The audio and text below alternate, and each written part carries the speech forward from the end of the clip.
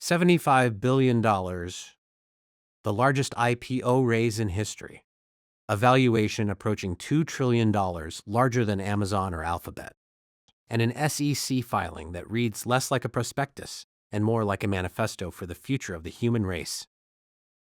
On June 12, 2026, SpaceX goes public under the ticker SPCX on the Nasdaq, with Goldman Sachs leading the offering. Wall Street is losing its mind. In 2025, SpaceX launched around 165 rockets. That's more than 3 launches per week. One Falcon 9 booster has now flown and landed over 30 times. For comparison, the entire space shuttle fleet completed 135 missions across 30 years. SpaceX now exceeds that number in a single year. The company reported $18.7 billion in revenue for 2025, up 33% year over year. Starlink generated $11.4 billion in revenue, with over 10 million subscribers across 164 countries. Launch services added another $4.1 billion. But this is where the story changes. The real focus now is AI. In February 2026, SpaceX merged with ACI, legally structured as an acquisition, bringing the Grok AI model, the X platform, and the Colossus supercomputer under one company. The cost is staggering. SpaceX spent $7.7 billion on AI infrastructure in just the first 3 months of 2026. The company posted a net loss of $4.3 billion in a single quarter. In other words, Starlink subscribers are helping fund the most expensive AI training run in history. Then came the detail that stopped analysts cold. Anthropic, a direct competitor, agreed to pay SpaceX $15 billion per year to lease computing capacity from the Colossus clusters. The company trying to outthink Grok is also helping pay for the servers running Grok. But buried in the S-1 filing is a critical detail. The contract can be canceled with only 90 days' notice. For investors, that means a massive revenue stream could disappear in 3 months. At a $1.75 trillion valuation, SpaceX is asking investors to pay 91 times trailing sales. Tesla, at its peak, traded at around 24 times sales. Supporters argue the future market for AI and orbital computing could eventually be worth trillions.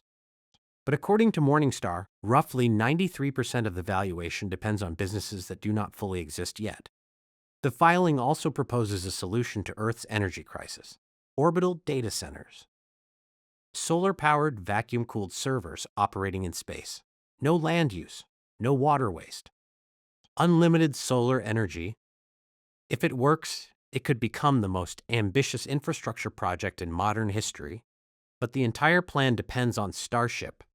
Payload deliveries are expected to begin in late 2026, and the promises made to investors only work if Starship becomes fully reusable. The pressure on the next test flight is enormous. Elon Musk currently owns 42% of the company's equity, but controls 85% of the voting power. His new compensation package includes a $1 billion share bonus tied to 2 goals: reaching a $7.5 trillion valuation and establishing a permanent human colony on Mars with 1 million people.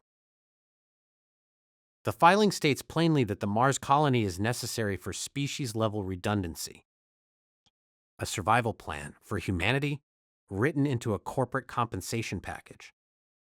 In May 2026, Nasdaq changed its rules, allowing SpaceX to qualify for automatic inclusion in major indexes within weeks of listing. That means, if you own a Nasdaq 100 or S&P 500 index fund, you may own SpaceX whether you intended to or not. The filing is also unusually direct about the risks: legal risk, including ongoing scrutiny around Grok's generated content, execution risk because Starship must work on schedule, and CEO risk, with the filing explicitly warning investors about Musk's concentration of authority and divided attention.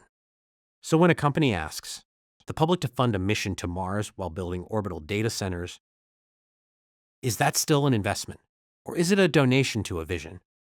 SpaceX's IPO is forcing Wall Street to answer one final question. What is the fair market value of a backup plan for the human race?